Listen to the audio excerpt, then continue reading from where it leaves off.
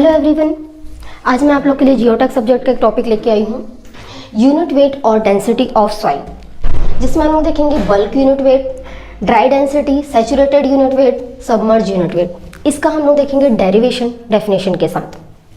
पहला है bulk unit weight और bulk density. It is defined as a ratio of weight of the soil in existing condition to the volume of soil.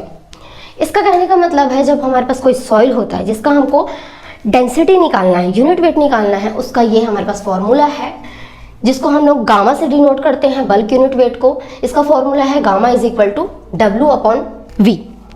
यह है वो हमारा bulk unit wait. Then आता है हमारा ड्राई डेंसिटी। ड्राई डेंसिटी कहने का मतलब जो सॉइल हमारे पास फुली ड्राई होगा उसका हमको डेंसिटी निकालना है। इसका हम लोग डेफिनेशन देखते हैं। It is defined as a ratio of weight of soil in dry state to the volume of soil. जब वो ड्राई कंडीशन में होगा, कोई सॉइल जो है वो ड्राई कंडीशन में होगा, उसका हमको निकालना है डेंसिटी की, वो उसकी डेंसिटी कितनी है। तो इसको हम लोगों ने गामा डी से डिनोट किया है ड्राई डेंसिटी को। इसका फॉर्मूला है gamma D is equal to WD/V। ये हुआ हमारा ड्राई डेंसिटी। देन आता है हमारा saturated unit weight. Saturated unit weight, इसका डेफिनेशन है it is defined as the ratio of saturated weight of the soil to the volume of soil. ये हुआ हमारा सैचुरेटेड यूनिट वेट। इसको हम लोगों ने डिनोट किया हुआ है गामा सैचुरेटेड से।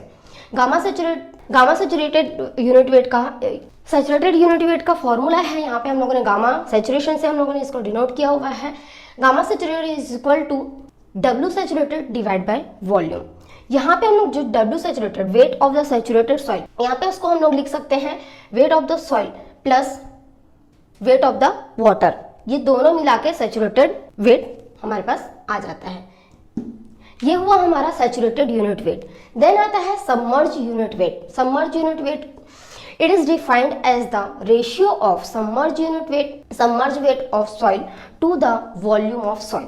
सबमर्ज यूनिट वेट को हम लोगों ने डिनोट किया हुआ है गामा डैश से।